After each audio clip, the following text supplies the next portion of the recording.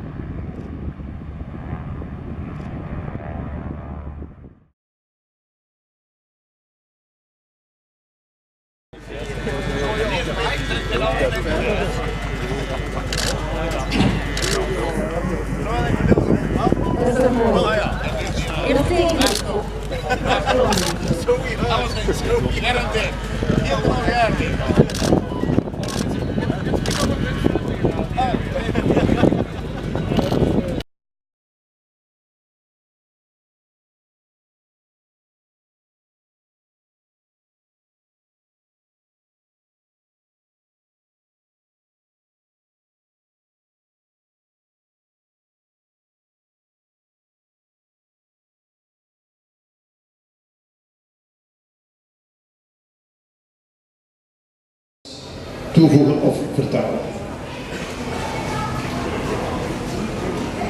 And thank you, Zimmer. Can everybody hear me at the back? Okay. It's the first time we've tried this in a language other than English, so we'll do our best. Just to say at the end, if you would like a photo with Rusty, or if you would like him to sign a book, he's very happy to do so for you. Dus als jullie op het einde een foto willen samen met onze vriend of een handtekening, er liggen boeken.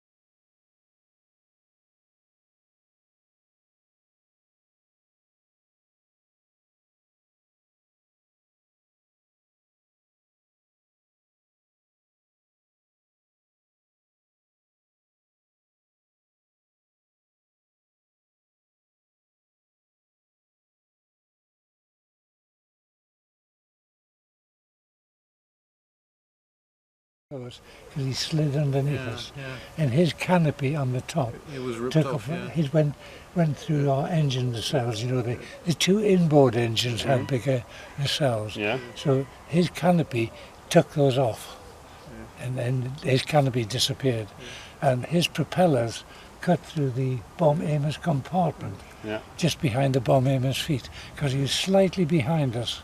So he cut behind us like that. That's how he cut your tire also, probably. I didn't see fire, and the lads didn't mention the tire from your landing gear. Oh yeah. Probably. Yeah, and his mid-up turret, of course, carved through the fuselage, carved a big hole, and damaged the two main longerons right through the back of the aircraft. Took part of our tail off. So I didn't get a good description from the lads of what happened, what they saw.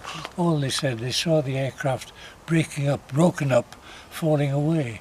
And of course it disappeared in the cloud. But they saw an explosion on the ground and didn't see any parachutes. So it was poor buggers, you know. Make you realise how lucky you are. So as saying earlier on, you're sitting where I was doing as a pilot, you're concentrating so much on keeping flying and seeing if you could keep flying that you just normal reactions, instinct, you just have to do something. And because we sat on top of him just like that. It seemed like a long time. It was only seconds, could have only been seconds before he fell away. You were fairly lucky that night. Fairly lucky.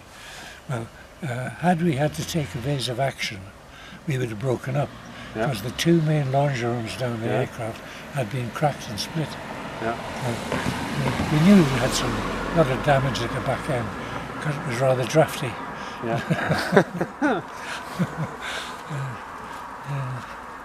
And we called, the rear gunner was in his turret, Harry was in his turret. We knew that there's a lot of physical damage at the back end, so we said, get your parachute, Harry, come up front, because if you have to take evasive action or we break up, you can get out easier. He said, no, I'm going to stop here and keep a lookout. Those lads. Well, on the Nuremberg raid, when we went off, the gunners wore a Sidcut suit, electrically heated Sidcut suit. And on the way out, his electricity had failed. And his suit wasn't heating up. He never said anything. Really? And when we got back, after 8.5 hours, 8 hours 20 minutes, we got out the aircraft and we know Harry. So he said, where's Harry? I went inside, opened his door, and he was sitting there with an icicle from his face mask, as thick as my wrist, down between his legs, couldn't move. And he had frostbitten face, affected him for the rest of his life. He was in hospital for 3 weeks. Really? And that's...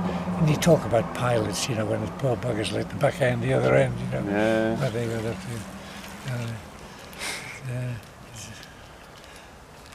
Can't imagine it on a day like this, Oh, this gentleman won't have seen this little bit. Oh, the flag.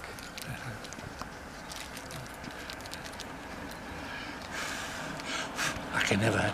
Why the hell I put it in here, I don't know, because I can never get the blade in there.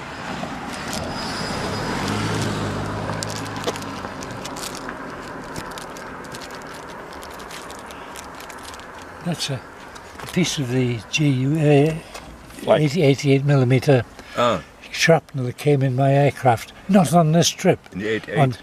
Ja, hij ligt daar weer, vlak achter zijn kop. Dat is juist gemist.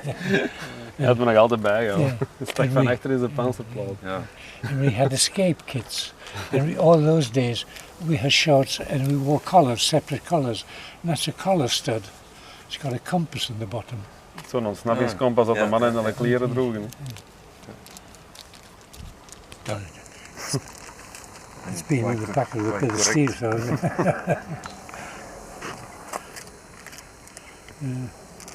Because when that comes in the aircraft, it's red hot, so you don't pick it up. I didn't see it, by the way, when it came in. It's an amazing place. You people who were here on the night that it happened? I was a small boy. But my friend, Frans, he was witness. He saw the plane coming. He saw there was shooting, and there were many planes passing. And he saw this plane because it was in fire. And he turned it, and he thought it was shot around in the area of Aarschot. It's a village 15 to 20 kilometers from here. And he was coming that way and turning and flying like that. And then with his left wing in the... If there was no pilot, it's called sort of a wood wobble. There were, he said, 2 scalps in that race here. A red colored one and another. And they have found, he was, the Germans forced him to take the bodies out. And there were 2 missing. They found them in the ditches, one and another. Must be awful for them to find this and see those sort of things. Yeah. But that's the one who wrote the names down of the crew, and that's how we found out which one rescued. He told me, I was there, he said, on the crash, and I have only the passport. Flyers should have, and he wanted to give it to the German, but and then he told there was some different names. One was Crutchfield, and in a book of bombers against locomotives from From Sindrik, there I treated was another plane in Loonhout, and that wasn't right. It was something was wrong, and so I started to. And Stephen was a. But you know, when we were flying like that, although things happened, we never saw dead bodies. We didn't see dead bodies. All we saw were empty beds. Yes, but we didn't experience anything like that at all. So there's poor people who do find these bits and pieces, you know. And something in that part is buried right down there in the corner, and there's some other things. I think from the landing gear, so it was heavy. Some former said it was an engine, but we don't believe it. We think everything was on the ground, not in the ground. When you can visualize all these things going on, but you can't get any idea of the noise, what noise it made and what happened. Same with flying, you know.